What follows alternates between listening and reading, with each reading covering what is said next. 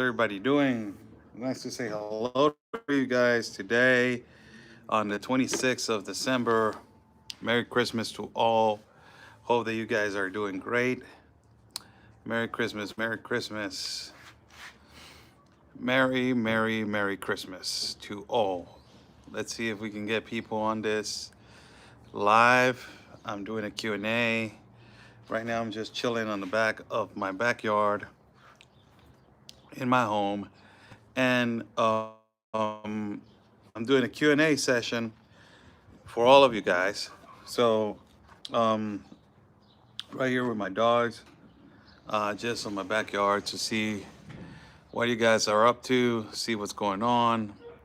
Let's see in the comment section. Hello, Merry Christmas, my friend from Pennsylvania. How you doing, Michelle? All the way to Pennsylvania. Merry Christmas. How's the weather over there? It's cold, huh? Angela says, how are you? I'm doing good. Thank to God that we ate a lot and as all the family. Merry Christmas to Miss Vicious. Irma Barrios, feliz Navidad, como no. Feliz Navidad para usted también y su familia. Jeffrey Shatner, Merry Christmas to you. Q&A, if you guys want to jump in with some question, whatever you want to do. I just wanted to talk to my audience before the end of the year. A lot of things are going to change entering the year. It's not going to be the same anymore. Millie Whitaker says, hello, Christmas. Merry Christmas to you, Millie. How are you? Hope that you're doing good. Hope that everything is good with you. Q&A. People want to ask questions, go ahead.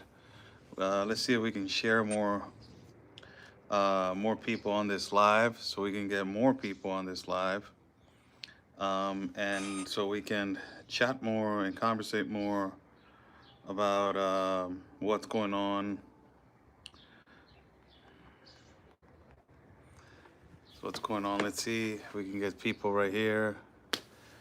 Q&A. How's everybody doing? Thank you so much. The weather, it is kind of cold. It's been raining. Hello from Ontario, Canada. It's been cold. It's been raining for a little bit. It's cold, supposed to get some rain and snow up here. Thunderstorms are expected around 5. Wow. Joy, how you doing? How are you, Joy? Roanne, how are you? Hola, Oscar, how are you? Espero que estés bien. Hope that you guys are doing good. Hello, Oscar and chat. Hopefully everyone had a great Christmas. God bless you guys.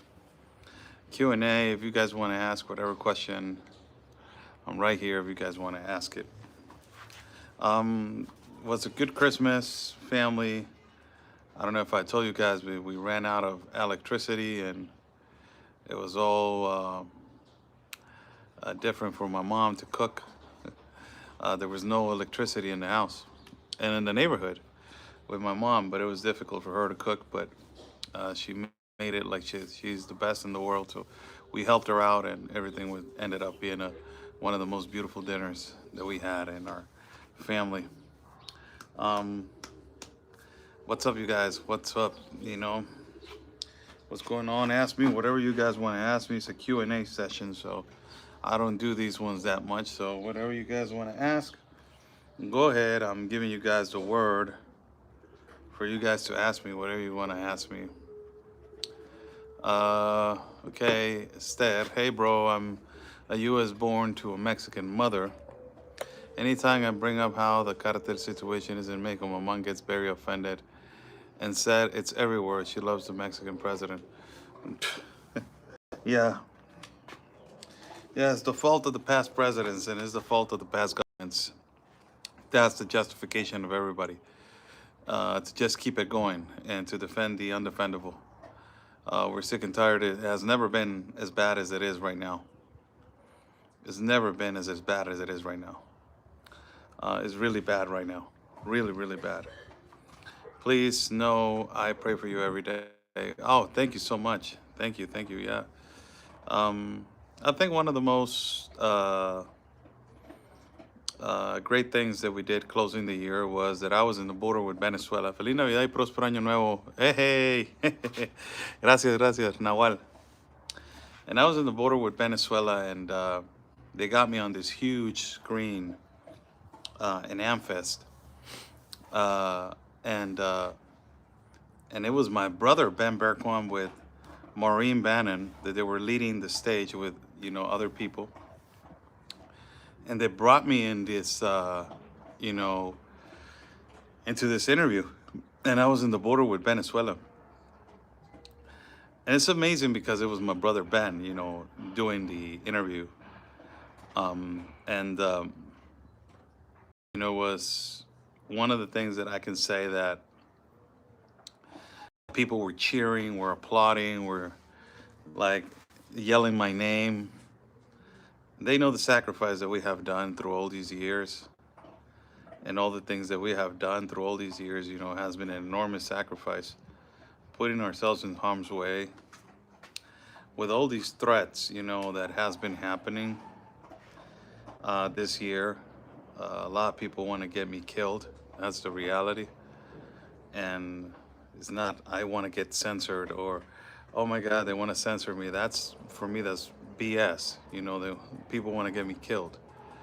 So for me to be standing there and American people in the United States cheering, and me speaking about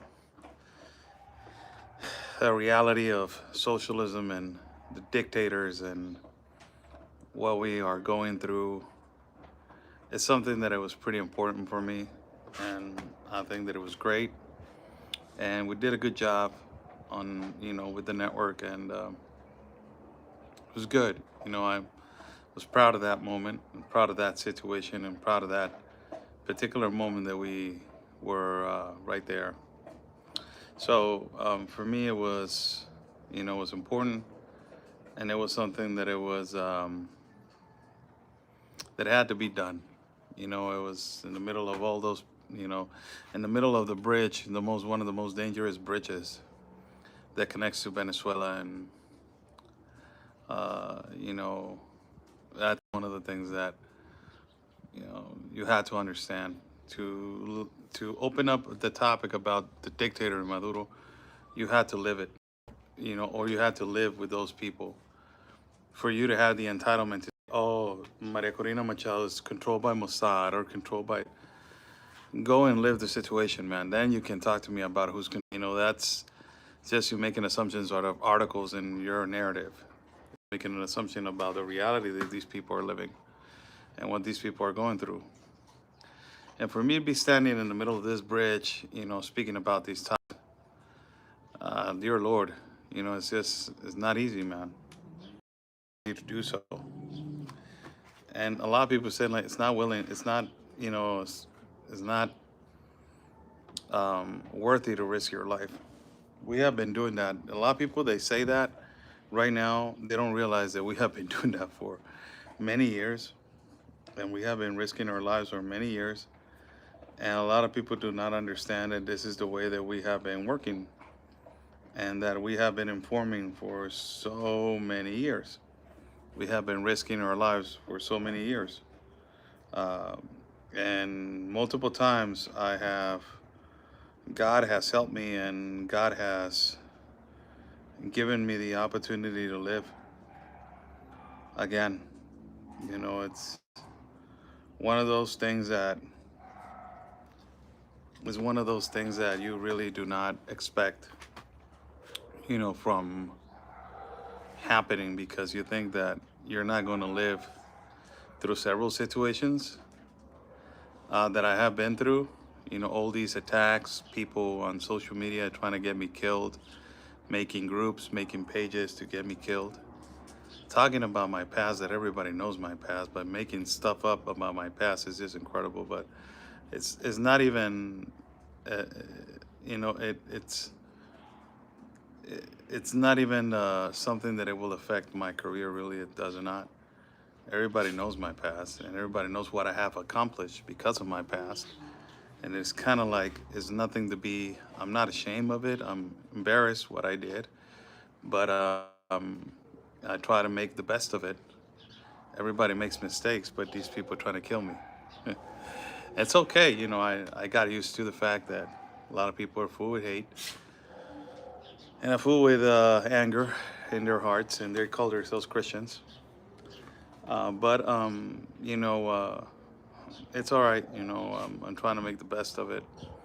Sometimes, you know, what you do is why many of us pray constantly for you and your family. Thank you so much. When I'm with Bannon or when I'm with Eric Bolin, Grant Stinchfield, all these American patriots, that Jack Posobiec, all these people, uh, when I'm with them on networks or when I speak to other journalists, they're like, "Hey, Oscar, um, you're all right?" And I'm like, "Yeah, I'm good." They go like, "Hey, man, that's a way to risk your life." I'm like, "Hey, man, you know, somebody has to do it." And I remember when I was in prison, for 4 years, I was begging to the Lord for forgiveness and for guidance and for wisdom. But importantly, I was begging for Him to use me as a tool for whatever He wanted me to be used. And I don't know, He put me on this path. Sometimes I'm tired. I'm not gonna lie. I don't want to do it anymore. Uh, you know, uh, hey, Oscar, I'm going to try and create a letter for President Trump to pardon you and let you come to the United States. Thank you so much. God bless you. I'm working on getting 1,000 signatures on it. Oh, wow, man. Wow. That's beautiful. Thank you so much. Somebody dropped right here something. Hold on. Hold on. Hold on. I'll be with you guys in a second. Wow, that's amazing. Wow, thank you so much. So a lot of the times, there is,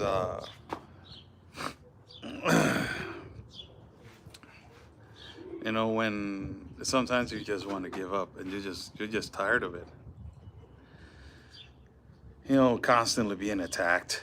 And shalom, Oscar. I hope you had a blessed Christmas with your family. Hey, thank you so much, Geraldine. God bless you. And I hope you had a great Christmas too. Also, you get tired. You get tired of, but it's part of it. We got you. It's part of it. But you're like, when is it going to end? And as they're growing, that's a question that I was asking when I started. When is it going to end? But the thing is that as you're growing, the attacks intensify. The attacks grow as you're growing. And it grows to a point that they go where you're working and they want to kill you and they attack you and they do these hit pieces and they follow you and they investigate you and it's amazing. Amazing the workforce that they put in, the time that they put to just get you killed. It's unbelievable. But I knew that this was coming. Let me tell you a story. A long time ago when I started, my dad is a Reagan Republican, as I have said many times before. So my dad is born on conservative, old school conservative, right? Married to my mom for like their whole lives. And when I started, I could have led to the left. I would have made a millions of dollars, really, to be honest. I could have been the key opener to attack the right wing or to attack Republicans or to attack conservatives. With my narrative, I was the whole image that they needed. Reporter from Mexico, brown, Mexican, deported from the United States, oppressed, all the narrative, all the package they needed, I could have been that. Imagine me having the narrative of the left inside of the jungle, walking on caravans. It's the best picture they could ever had, but I started understanding what they were doing. Hey, yeah, shh, yeah, hey, man, these guys, man, they want to fight all the time. Hey, negro, ya, hágase para allá usted, hágase para allá, hágase para allá. No quiero que esté peleando. ¡Hey, negro! ¡Hey, ya! ¡Negro! ¡Ya! Killer, no, hazte para allá. A ver, hazte para allá. Ya, hágase para allá. Man, these guys want to fight. These guys want to fight. Hey. Ya. Ya. All the time. Hey, hágase para allá.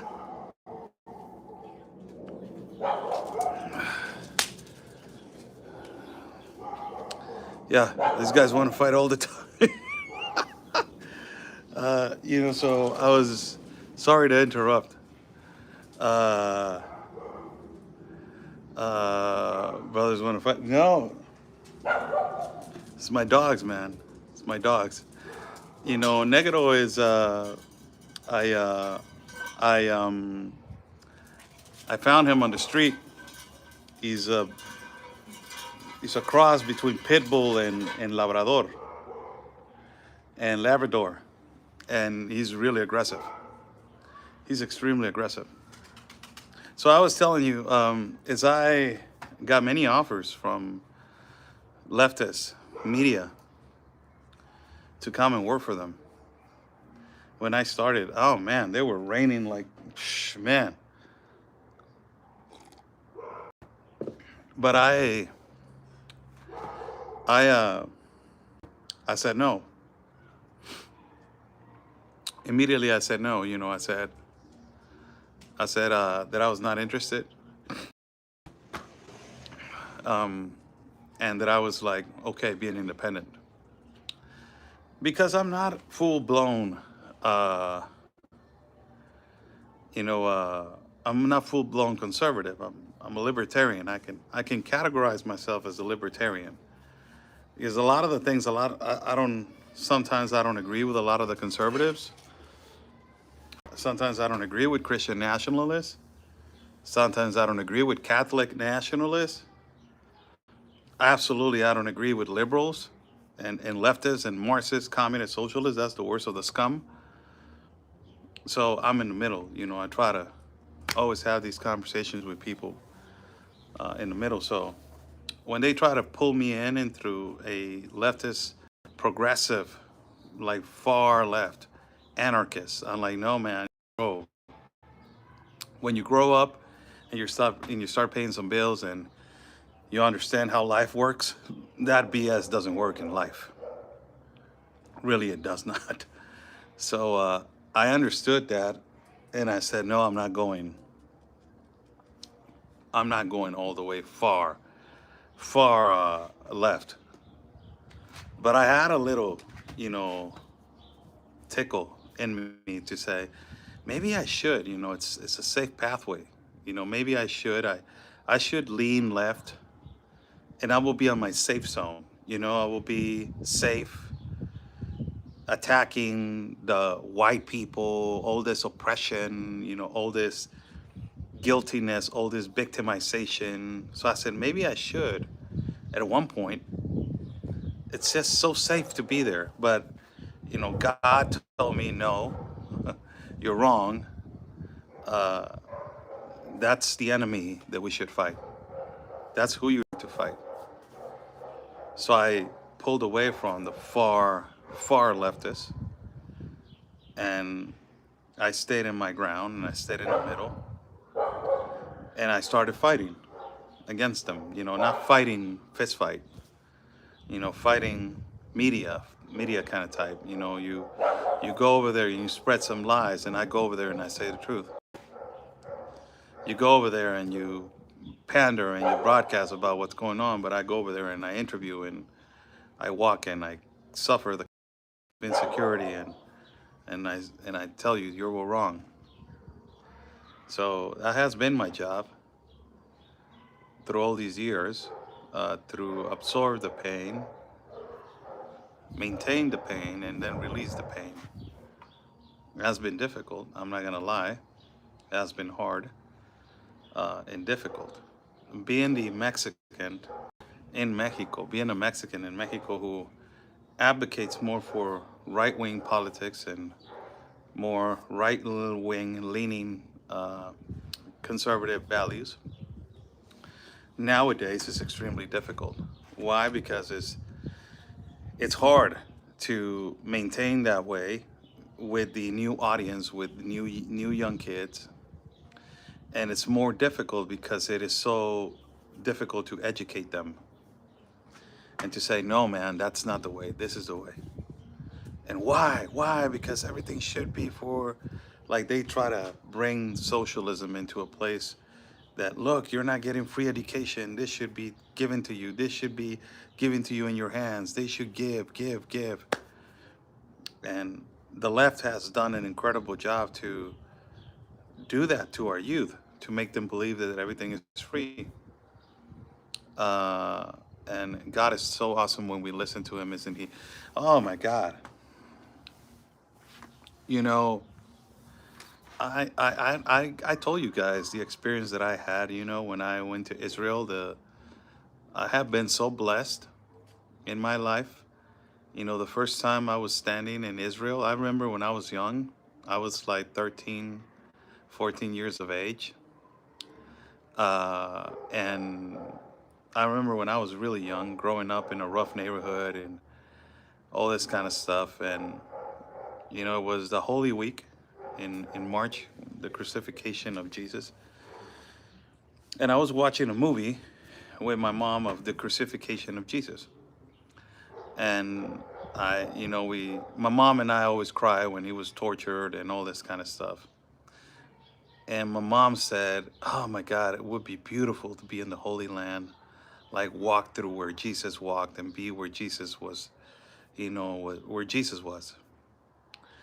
And it was my dream since I was 13, 14 years of age to go to Israel, to go to Jerusalem, to just make it more, centrist. Let's just say that like that, not non-political.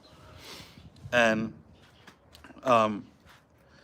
everything that happened to me, I went to prison, did 4 years in the federal system for a stupid mistake, and got deported to Mexico. I was like, what the hell? What am I going to do?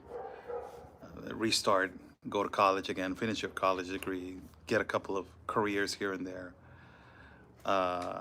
And I started, working on myself. And then all of a sudden, my media career started growing as, finished my career as a journalist, started exercising it. And one day I'm standing in the Holy Sepulchre, the first time that I went there with my mentor, Chuck Holton, which I love that man. And I'm standing there outside of the Holy Sepulchre, and it was wartime, right? So,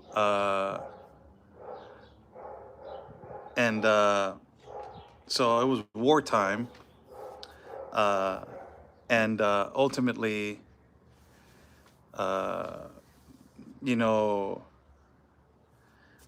when it was wartime, are you going to make this live private after? Yes, the problem is that if I leave it, they will report it and they will damage my page more than it already is. So the sad thing about it is that I need to make a new page as YouTube. Entering the year, I'm going to make a new page on YouTube, which I'm not going to leave no videos on private. What they have done is that every time that I go live, they're reporting the live. And then when I leave it on, they will report on it. And then I will receive a email from YouTube saying your video cannot be monetized and also has used, language and all this kind of stuff. And you will get a strike if you do it again. So what I do is put it private, none to public, and that way it will not go immediately to be reported, because it's not going to get views to be reported. Sadly, that's what they have done to me. It has been 5 years without monetizing, going on 6 years now, not monetizing. They took away my monetization in the pandemic. 6 years without monetizing on YouTube. They really wanted to get me killed. I'm not lying about it. So going back to the story, I was standing in the Holy Sepulchre, and I was, intensively emotional, right? Because I'm standing there and I cannot believe that I'm inside church, where you go inside and first thing you see, it is the piece of wood where Jesus was laid and bathed before he was laid to rest. by Mary, by Nicodemus, uh, you know, John. So it was incredible to touch it.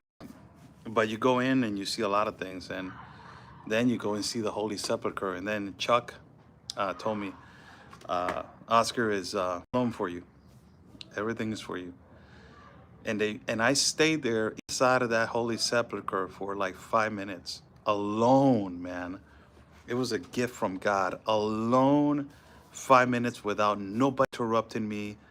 I had a really intense, special moment with him, and I couldn't even speak. I was crying, and I was like, I cannot believe that I'm here. I cannot believe that I'm here. I was in a prison, and it is the room where Jesus was. It's actually like 2 by 4, where he was laid to rest, like in a prison. So for me to be in that room, I was like, it was like a flashback, and I was like, oh my God, please take away this bag of rocks that I feel of guilt. Just please forgive me for all the things that I have done. And I could not even speak. I was crying, man, the whole time. It was so intense. And I believe that one day I was in a prison, kneeling down where Jesus was laid to rest. Oh my God, it's like, how privileged am I, man? It's like, I didn't know what to say. And then I went back home. I visited a couple of places of Jesus, right? Went back home, and then, did a couple of, trips here in Mexico and also in Central and South America. And then on 2023, 4, again, Chuck told me, hey, Oscar, has attacking on Northern Galilee in Israel.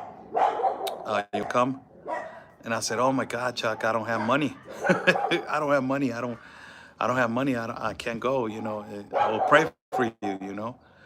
And Chuck, one day he did a live for his audience. And he said, hey, here's Oscar's link on the bottom. Go and pay him his trip to go to Israel with me. And everybody paid the trip. And I ended up going for a second time. And on the second time, I visited again the Holy Sepulchre, but I went to different places the second time.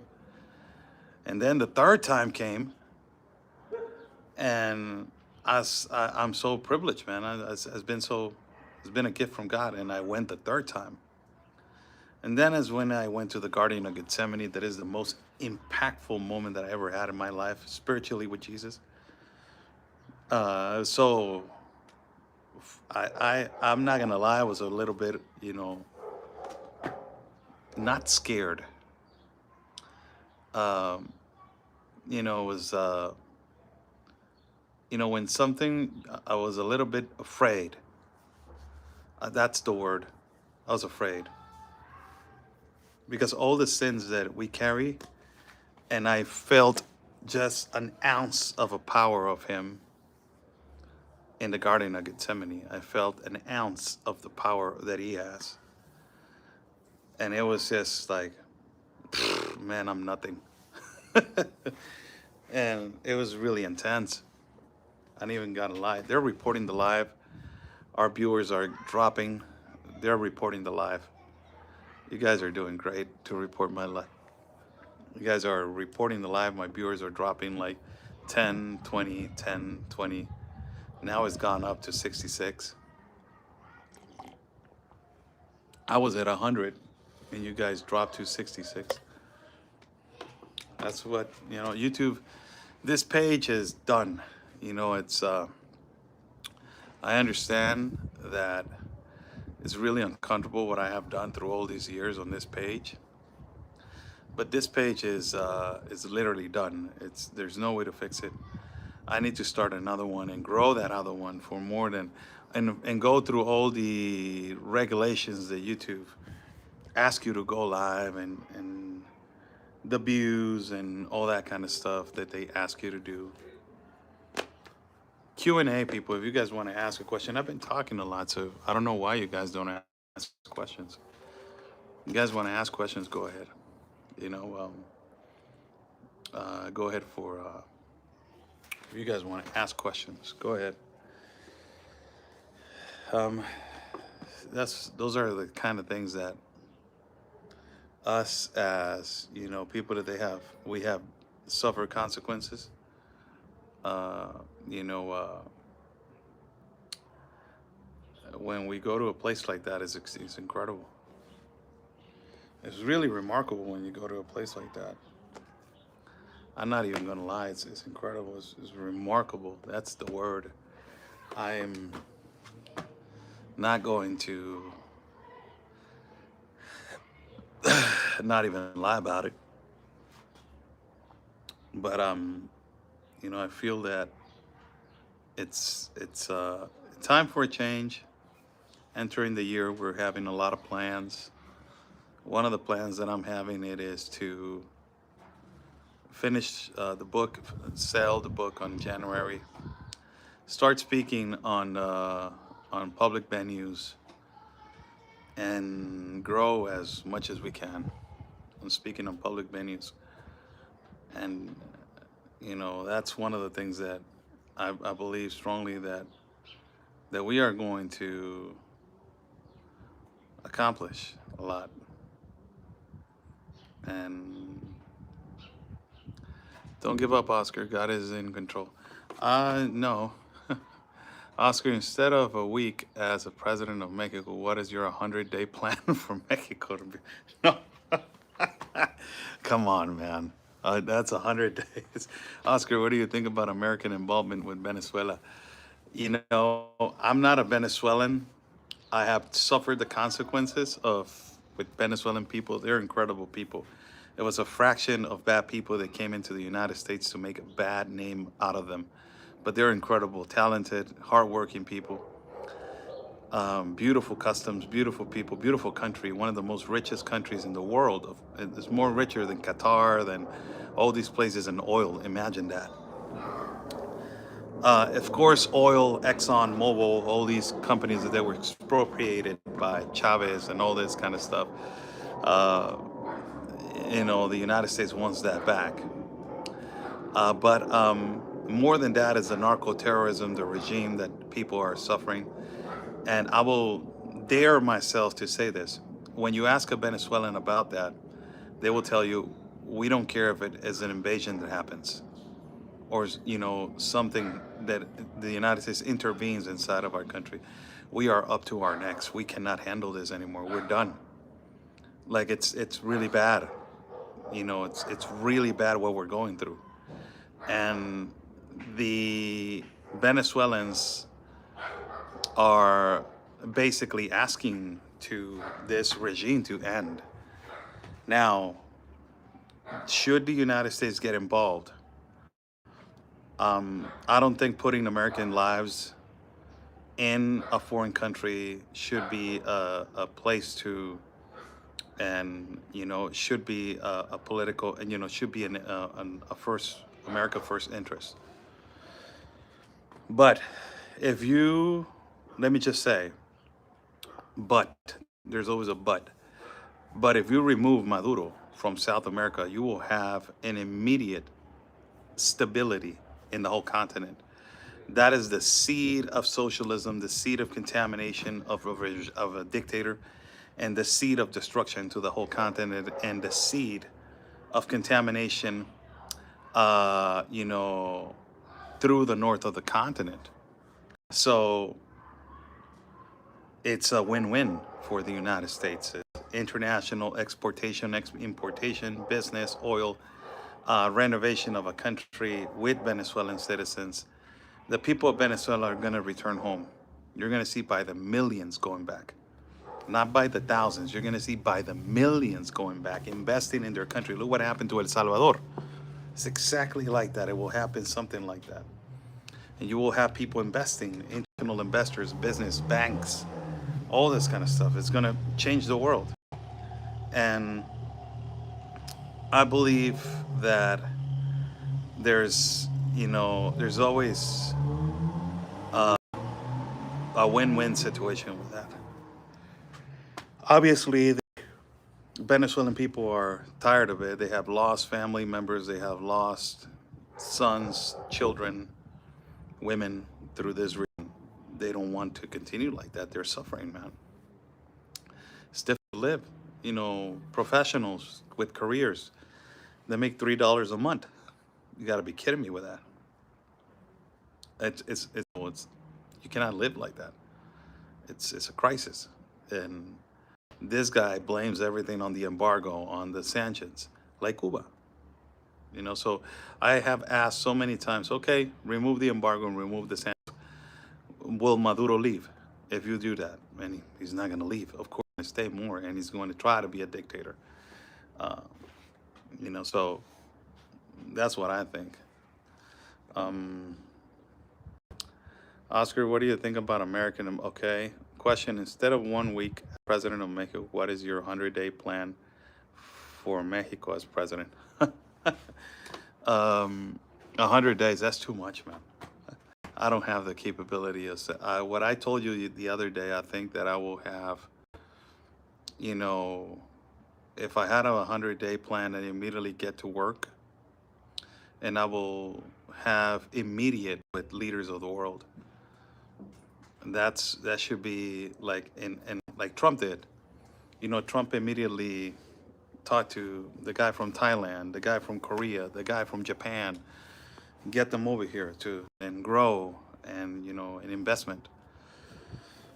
Immediately had to promise something to them, and the promise has to be that I'm going to eliminate the cartel. So I told you guys about what I imagine that we could happen if we had, to eliminate cartel. I will invite Nayib Bukele to the presidential house and bring his cabinet of security and eliminate the cartel. If Venezuelans want their country liberated by the U.S., then why doesn't Mexico? It's different because the Venezuelans are living. It's completely different. Venezuelans are living under a dictatorship. We don't have a dictator. We have a narco government. And we believe that the United States, with our country, it will completely destabilize the country. And also, ultimately, then Mexico needs to fix their own problems. Venezuelans, they do not have that. They do not have that option. They do not have that option to try to do that anymore. Mexicans, we have that option. We still have freedom of speech. We still can fight the left. Can go on the day that it can go against the left. We still have that. In Venezuela, you don't have that. So there's the way that Donald Trump is doing is pressuring the Mexican government so they can suffocate and they can get exposed, and the way that the Mexican people will wake up, and the people have waken up, to this living. There has been protests, there has been more congressional and senators on the right that they have had now the courage to stand up against this narco government, and knowing that they can get killed. So it's completely different, really different. It's obviously all different. Oscar, I love that Real America's Voice covers your work. Thank you so much. Besides Ben, I do appreciate the covers there. Whew. It's a whole lot of people behind the cameras that they do incredible work. All the producers from all the shows, they're incredible. They're young. They're young kids. You guys don't even know the guys that they're producers and editors. They're young kids. They're really young. They're in the 20s. Some of them, they're early 30s. And all of them, they have the same idea that we need to fight the left. Parker Sig, I think he is the son of the owner of Rob Sig. Mr. Rob is Mr. Sig. Sorry, Mr. Sig, if you're watching. Mr. Sig, I look at him as a father figure. He's an incredible man. Whenever I talk to him, he talks to me with so much kindness and so much love that he treats me like a son. And he has given me the opportunity to be with this incredible network through thick and thin. And Parker, his son, he is the incredible mind. He's the mastermind right now. He's so young, so talented, to fix the network and to go far and beyond. And he's doing an incredible work. Uh, so Parker, I think that he's the guy right now who's doing an incredible job in the network, who I appreciate a lot. Mr. Rob Sick, Mr. Rob Shorts, that is the guy with numbers. Tough guy, man. Really tough guy to deal with, but he thinks that I don't appreciate him because he's really tough on everybody. Not only, they try to make is Mr. Rob Shorts doesn't give a rat's ass if you are brown, white, yellow. He's just tough guy, man. He's a tough guy, and he's such a tough guy, and I love that he's a tough guy. But in media, regarding media, I think Bannon will be a good guy, that everybody criticizes and says that Bannon hates migrants and hates Hispanics. They're completely stupid. He loves Mexico. You know, he really loves Mexico. And I will answer your question right now. What is your name? Karen. And also Stepping will answer your question. He really loves Mexico, Steve Bannon, and he really wants our country to be fixed. Every time that I go with him, his producer Cameron and Bannon, they're really nice. He always Oscar, what do you got for me? And I got to bring my A game with every single one of them. It is not only just with Bannon, but Bannon is a different animal, man. Is a beast. You have to come to destroy media. That's the whole ideal. Every centaur of the show, they have different modes of operating in their shows. Bannon, you had to come with, I'm gonna kill you. I'm gonna kill this show.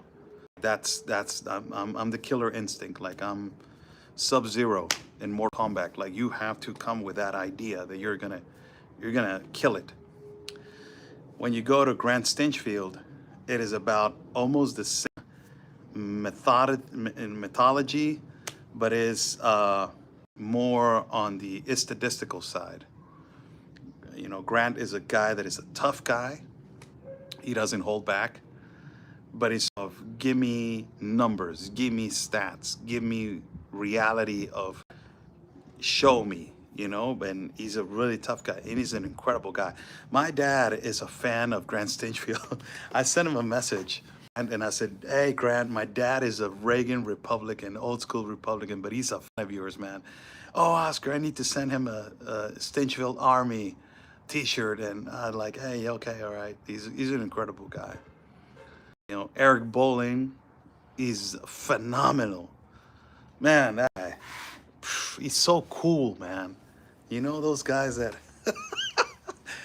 Mr. Bowling, I called him Mr. Bowling the other day, but he's so cool, man. He's those guys that you see on a reunion and you're like, man, I want to be that guy. Like that guy's so cool. Like his hair, his style, his experience, way of taking the interview. He dares to ask questions about the cartel that nobody asks. Everybody in the network they're so cool. Eric Bolin's so cool, man. Such an incredible guy. Dr. Gina, she's phenomenal. Dr. Gina is always, she's really nice to me. She's always praying for me. And it's a lot of people, man. Eric was really nice also. God rest his soul. He was really nice. Charlie Kirk. I remember talking to him behind cameras, and he was really nice. He was always really nice to me. But in terms to immigration, when a conversation about it, and it's like, Oscar, he told me, when I'm talking about immigration, I don't want to debate you. He said, I think that we need to have a dialogue because you are very informed on immigration. And I said, that's a topic that you need to be more well instructed of the groundwork that we have done. But he was so intelligent. He was really intelligent for his age. When I met him, it was like 4 years, and before this tragedy that just happened.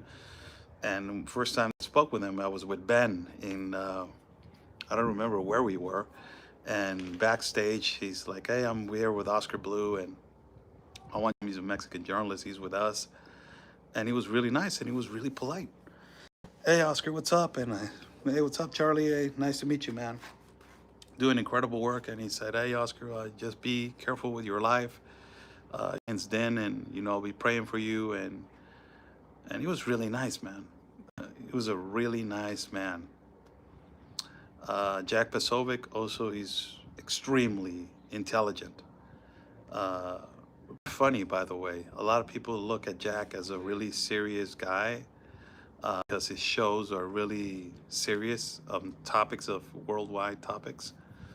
But Jack Pasovic is extremely funny.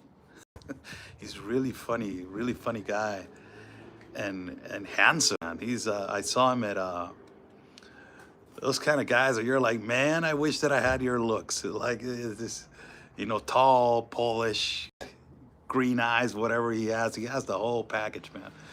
And we were at the CPAC Mexico, and Ben, he's my brother Ben. He's 6'4". You got to be kidding me. I'm 5'9".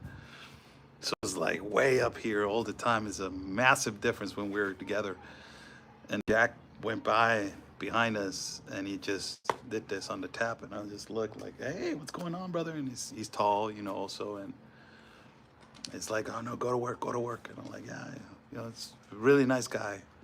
All people, they're really nice. I get along with every single one of them. I appreciate every single one of them. I love my network. I'm defending my network till the wheels fall off. I'm loyal to them. They have efforts from the left to get me out of the network and stop informing because that's what they want. They want me to go to all these places, and we're always ahead of them, man. Always ahead of them. That's the thing that gets them upset and pissed off. That is one step ahead of them all the time. And when we do that, they get upset and they get really mad, and that's when they started offering, like, hey, man, can you do this? Hey, man, can you do that? Hey, you want to... Dije, pinches liberales, que ustedes están bien locos. No saben ni lo que es una mujer y quieren que uno vaya a trabajar con ustedes. Están locos, cabrón. Freaking liberals, man. They are inviting you to work with their network, but they don't even know what a woman is. So how in the hell am I going to work with somebody? Imagine having a camera guy in front of you, and it's like, well, we can see a woman that is walking with this child, and the camera is like, no, like, what's going on? Why? That's not a woman. That's a she them. And I'm like, oh my God, imagine that, man. Imagine having those kind of working in a network. I'll die, man. I'll die laughing. Like, get out of here, bro. I don't need you. Man, my life is going up and down. I send you and continue to ask you critically, think, and you will have discernment on God or what to do. I don't understand. Thank you so much, Karen. Oscar, I followed this for some years. If Americans were really informed what is happening today, America has similar problems. We have our military, but stay informed about AI. Okay. Is Claudia the legitimately elected leader, or was she installed? I don't want to get into these conspiracies of Mossad, Israel, CIA. These are words that consistently the left is using, and some and social media platforms, that they use this to basically inform the people that there was Mossad, Israel, CIA, the ones that they put, Claudia Sheinbaum in government. These people know the history of Claudia Sheinbaum. Claudia Sheinbaum has been on the left movement for many years. There are actual pictures of her and Andrés Manuel López Obrador when she was really young, being a radical progressive leftist. So by her being with Andrés Manuel, it is all contrary of what Mexico is. That's what they want to do. And everything that is against God, that's the left. Those are socialists. So what they did was, in our country, Andrés Manuel, instead of picking somebody from the left that is Catholic or that has Catholic beliefs or that is a male, they choose a woman, right? For the first time. First thing. They choose a woman. So be on the contrast of the custom that is always a male. And then you have a woman that is Jewish, and it's the country that has more Catholicism in one of the in the world. So you go against all customs of Mexico, and you choose a woman, and you choose that she's Jewish. I don't have a problem with her being a woman. I really do not care. If she had the capabilities and capacities to do the job, I will not even object for her to be in the seating president. But it was the majority of the people. Now there's some strategists, political strategists, and masters of elections that they have studied, and they say that there's several states that was stolen. It was stolen, the election. There were attacks in voting booths and burning voting polls and all this kind of stuff. That you had thousands of votes that they were counted for the opposition and the conservatives. And at the end of the day, you count the votes, and it was overwhelming. So it was crazy. It was not overwhelming. It was almost there. It was almost there that they won. But they say that it's overwhelming. Now, on this next elections, it's going to be extremely hard, but I don't see them winning. I have faith. I don't see the left, winning the elections. I really do not. I see an independent winning the elections. And possibly it will be somebody that, or, it's going to be a great change for Mexico. But thank you so much for some other questions. Why is Hamas and Hezbollah in Venezuela? Are the Chinese and Russians in Venezuela as well? Yes, because is the advocate has been sending parts and also the uranium to Iran to make all these situations that they're making. And they have a huge community in Venezuela of Hamas and Hezbollah active mercenaries. And also they speculate, Venezuelans say that they Russian base in Venezuela. That has been a speculation for years. And Chinese, they have been having a lot of Chinese presence also. The Chinese president doesn't have that. He's not of Maduro that much anymore. You can see the level of disrespect last time they were together. It was not the same as meeting as they were before. So I believe that a lot of changes are going to come. There's a lot of changes that are going to come. So hopefully for Venezuela, that will be my my wish. For Venezuela, it will be that they will be liberated. I suffered so many consequences with them.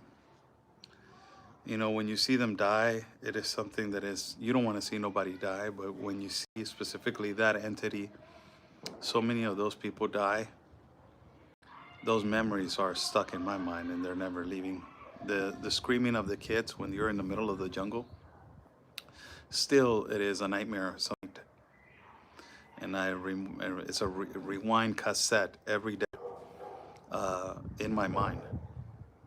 It's a rewind of children screaming, mom, dad, women. It really struck me in the heart. Everything that happened really struck me in the heart. I'm not even going to lie. I have not been the same since those 4 times. The third time really changed my life.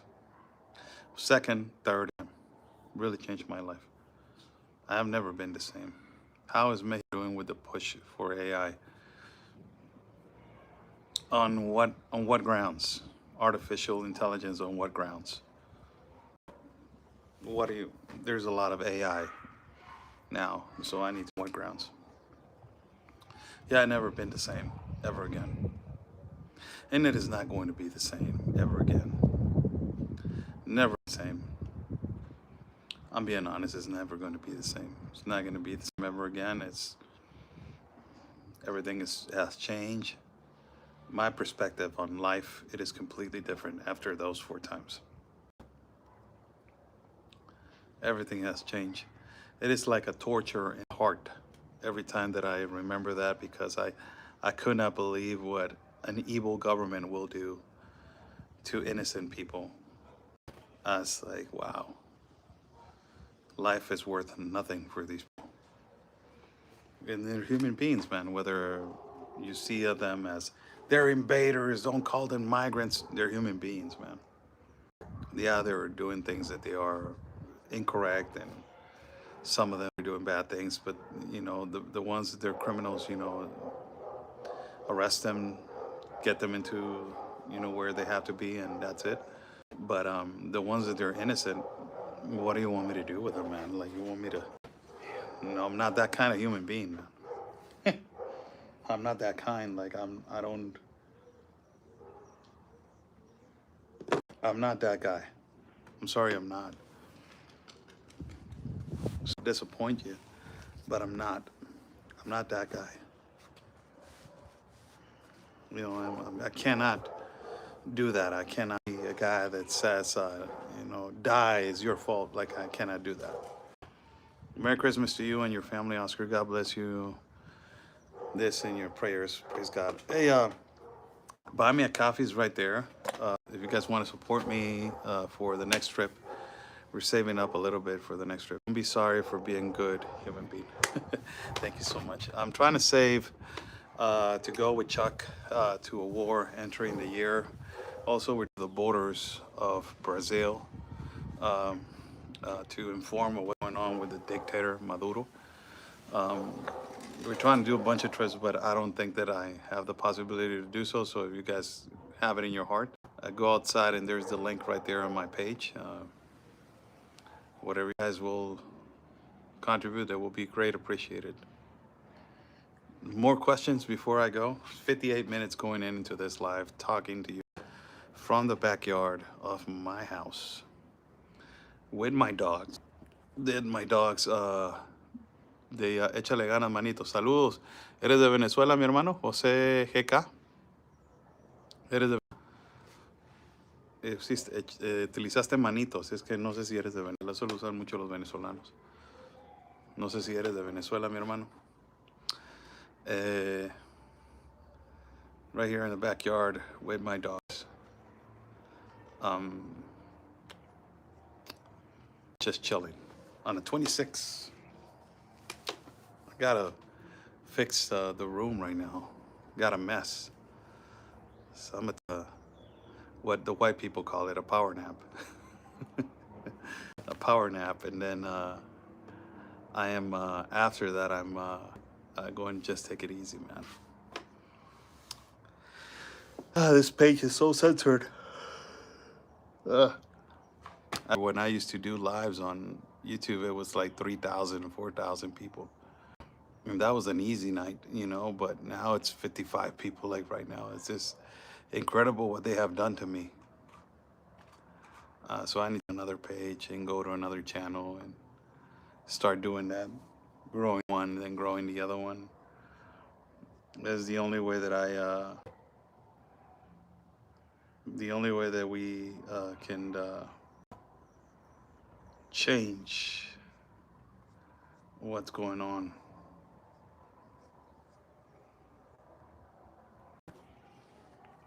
Questions, people, before I go? Okay, well, God bless you guys. Stay safe. Thank you so much for joining in. Let us know, where are you going? I just told you. I don't, I told you where a little bit. Miss Maddie, I don't know where to contact you. It's so difficult, but I just want to say God bless you and thank you so much. Lord, thank you so much. Thank you, Miss Maddie. God bless you. My God, Miss Maddie, thank you so much. God bless your dear heart. Don't care. I think a lot of people think that they're having their empathy manipulated. Uh, yeah, well, and things were at the heart. Vaya con Dios. Thank you so much, Lyle Smith and Joy. Have a blessed evening. Thank you so much, Joy. Oh, Joy with braids. We had a long discussion about that last time, huh, Joy? Making it about your braids. Sorry about that, Joy. I didn't mean it to put you on the spot last time. Sorry about that, but didn't mean to put you on the spot, man. I apologize for that. Um, I think that with things of the heart, you, when you put your heart into something that you're doing, it's really difficult to lose. There's going to be a lot of obstacles and a lot of things that you're going to feel and go through, but you're not going to lose. At the end of the day, even if you lose, you're going to learn when you put your heart into it. When we started going to the Darien Gap, we put our heart and souls into that. We got sick with malaria, sick with dengue, in a gunfight, watching people die, kids drowning, decomposed bodies. And we risked so much that I remember we were in the middle of the jungle. I was explaining that to Brian Glenn, the correspondent of the White House. I said, I remember being with Ben in the middle of the jungle, and we were sitting down, and I just looked at him and I said, "What are we doing?" And he just said, "Oscar, we're going to win." And I said, "Brother, we're hurting. Like, we are hurting ourselves." He said, "Yeah, but we're going to win. That's what we need to go through." And I looked at him and I said, "I don't care if we have to go through pain or through enormous suffering, but we're going to show the world what they are doing to innocent lives." And he told me, that's what I'm talking about. Get the hell up, get the hell up. Because I was down and he was sitting down also. We were exhausted. Like, that is something people do not understand. That is the most pain that I ever felt in my bones and my legs. Even if I practice sports, I done boxing my whole life. I have felt punches of life, physical punches in a boxing ring professionally. But walking and seeing people die, it doesn't hurt your bones and it doesn't hurt your legs or your hands, or it hurts your soul. So when you get out of there, you feel tired, exhausted, souls, without wanting to live. Sometimes you're like, man, I cannot believe that we just watched that happen. So you have to rely a lot in God. Like, you need to talk to him every night. I remember we used to pray before we go to sleep, and we got up and we're praying, Lord, protect us, protect us, all of us. The six center front officers from the border agents in Panama, and Ben and I, and at that one time Matthew Tomlet, and the other time Manuel de Jesus, the camera, and all the time, because it's just sad to see all that. So more than the physical pain, it was the interior pain that we endured. Like, it was, it's not fun. Uh, you know, it's not fun at all. It says, when I see on here actually standing up for your country and people and for what's right, you need a bigger team. Well, I got Jesus, so that's a thing that we have. We got to have. I had to do a 13-mile march with the Marines as a corpsman, so I can understand what you go through in the jungle. It's a little bit than that, I will tell you. The jungle is a different animal. I remember, I don't know if you guys, but I understand that the physical, hand of doing that. But I remember when I went the first time, Michael Young, correspondent. I don't know if you guys know him, Michael Young. So we met him at a village, it's called Apoya. We went through a boat and we got there, right? Ben and I, the first time. And Michael Young greeted us into the dairy, and it's like, hey, you guys are here. You know, Michael talks like that. You guys are here, Oscar, you guys are here. And like, what's up, Michael? I'm like, yeah. So we saw each other.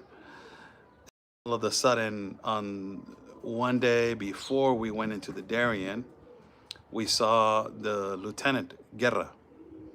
And he came to me and he said, Oscar, you're physically prepared? And I said, man, what are you talking about? The jungle is, it's all climbing, right? And he goes like, no, it's not only about the physical pain, it's what you're going to see. And that, it is a interruption to your physical strength. I said, man, I'm a professional boxer. I used to be a professional boxer. What are you talking about? I used to go through exhaustion to make weight. I used to do all this kind of stuff. So I don't think that it's going to be hard. What the hell is going on?